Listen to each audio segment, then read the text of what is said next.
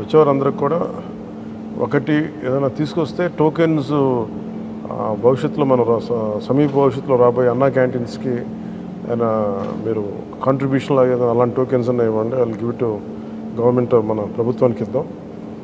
అలాగే మీకు ఏదైనా పర్సనల్గా ఇద్దాం అనుకుంటే ఇలాంటి ఏదైనా ఇవ్వగలిగితే అది నేను అనాథాశ్రమాలకు పంపిస్తాను. అలా కాకుండా ఈ విగ్రహాలు శాలువాలు ఇవన్నీ నిరుపయోగంగా అయిపోతున్నాయి. ఆ విగ్రహాలకు కూడా ఏం చేయాలో తెలియట్లేదు. అందుకని దయచేసి నా విన్నపం, మా ఎంపీస్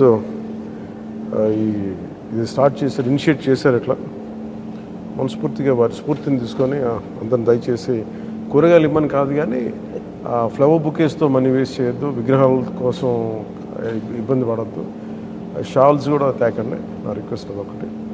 ఏదైనా చేయగలిగితే నాకు చేయకపోయినా పర్లేదు కానీ అట్లీస్ట్ అది ప్రజలకిను కష్టాలు ఉన్న వాళ్ళకి ఉపయోగపడేలా చేయండి. I'm more than happy for that.